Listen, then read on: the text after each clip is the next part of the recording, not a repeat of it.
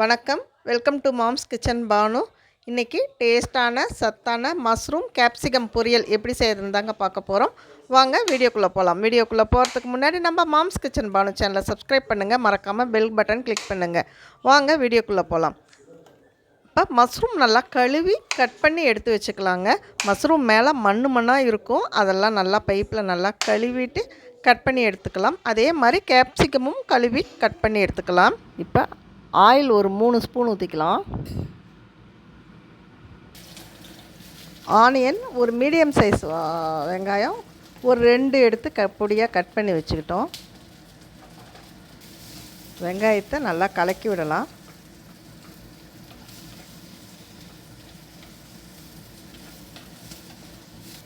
வெங்காயம் நல்லா கலக்கி விடலாம், பொன்னிறமாக ஆகட்டும். இப்போ கொஞ்சமாக கருவேப்பிலை போட்டுக்கலாம். கருவேப்பிலை போட்டு நல்லா கலக்கி விடணும்.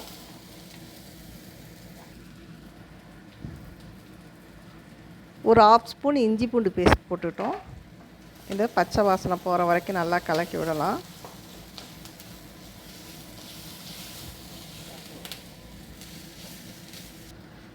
இப்போ ஒரு மீடியம் சைஸ் தக்காளி போட்டிருக்கேன், அது நல்லா போட்டு கலக்கி விடணும்.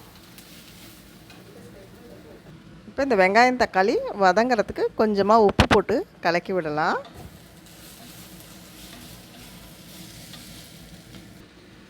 இப்போ கேப்சிகம் பொடியாக கட் பண்ணி வச்சுருக்கேன், இதை போட்டு நல்லா வதக்கி விடலாம்.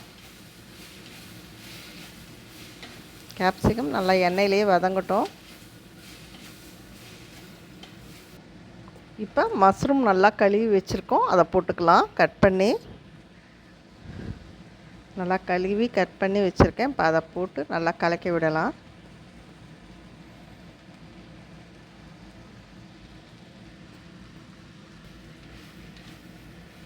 இப்போ நல்லா கலக்கி விடணும்.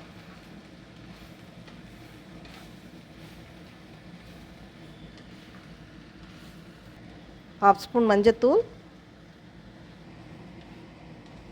இப்போ முதல்லையே நம்ம வெங்காயம் வதங்கிறதுக்காக சால்ட் போட்டோம். இப்போ வந்து கொஞ்சமாக காய்கறி கலவாக போட்டுக்கலாம். இப்போ நல்லா கலக்கி விடணும். இப்போ இந்த மஷ்ரூம்லேயும் கேப்சிகம்லேயே தண்ணி விடும், வதங்க பாருங்கள் தண்ணி இருக்குது. அதனால நம்ம தண்ணி அதிகமாக ஊற்றாத அப்படியே நல்லா வதக்கிடலாம்.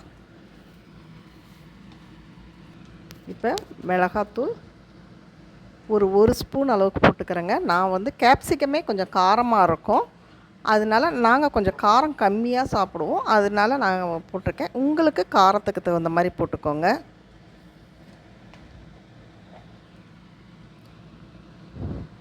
மல்லித்தூள் ½ ஸ்பூன்.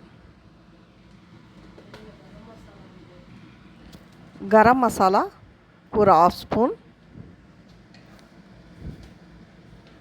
எல்லாம் போட்டு நல்லா கலக்கி விடணும்.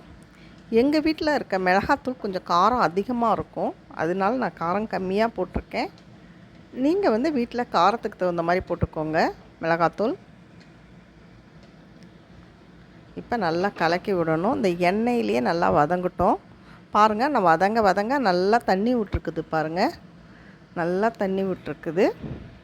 இந்த இடத்துல நல்லா தண்ணி விட்டுருக்குது பாருங்கள். இந்த தண்ணியிலேயே இது வதங்கும்போது நல்லா டேஸ்ட்டாக இருக்கும். இப்போ மூடி வச்சு அடுப்பை சிம்மில் வச்சு நல்லா வதக்கி விடலாம். இப்போ பாருங்கள், அடுப்பு நல்லா சிம்லேயே வச்சு நம்ம தண்ணியே ஊற்றல, அதில் வர்ற தண்ணியிலையே வந்து நல்லா வெந்துருச்சு. கேப்சிகமும் வெந்துருச்சு, மஷ்ரூமும் வெந்துருச்சு. இந்த கேப்சிகமில் நிறைய சத்துக்கள் இருக்குது. இது வந்து மெக்னீஷியம் நிறைஞ்சிருக்கு. அதே மாதிரி மஷ்ரூம்லேயும் சரி கட் ஹெல்த்துக்கு ரொம்ப நல்லது. இப்போ வந்து கொஞ்சமாக தயிர் போடுறோம். இந்த தயிருக்கு பதிலாக நீங்கள் ஃப்ரெஷ் க்ரீம் கூட போட்டுக்கலாம். நாங்கள் வந்து தயிர் போட்டிருக்கோம் இன்றைக்கி. போட்டு நல்லா கலக்கி விடுறேன். ஃப்ரெஷ் க்ரீமில் நிறையா ஃபேட் இருக்குது. இங்கே எல்லோரும் வீட்டில் டயட்டில் இருக்கிறதுனால நான் தயிர் போட்டிருக்கேன். எங்கள் வீட்டில் என் பொண்ணெல்லாம் டயட்டில் இருக்கிறாங்க. அவங்க வந்து இப்போ வந்து ட்ரீட்மெண்ட் போயிட்டுருக்கிறதுனால எக்ஸசைஸும் பண்ணலை. அதே சமயம் இப்போ அந்த 1 மந்த்துக்கு 1.5 kg கிட்ட குறைஞ்சிருக்கிறா. அதனால எல்லாமே வந்து ஆயில் முதலாவது கொஞ்சமாக தான் நாங்கள் ஊற்றுவோம். இதே நல்லா நிறைய ஆயில் ஊற்றினா நல்லா கலர்ஃபுல்லாக இருக்கும். அதேமாரி மிளகாத்தூள்லேருந்து எல்லாமே கொஞ்சமாக போட்டிருக்கிறதுனால வந்து இந்த இதாக இருக்குது. இதிலே நிறைய ஆயில் போட்டிருந்தா நல்லா நல்லா கலர்ஃபுல்லாக இருக்கும்.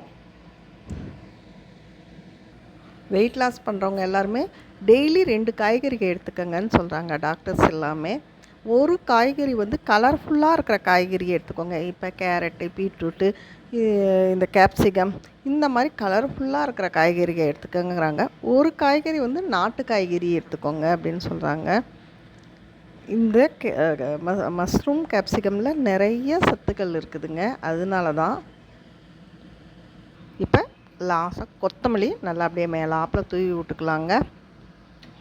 விட்டமின் B12 நிறைஞ்சுள்ள மஷ்ரூமுக்கு ஒரு முறை இந்த மாதிரி செஞ்சு பாருங்கள். ரொம்ப டேஸ்ட்டாக இருக்குதுங்க. இது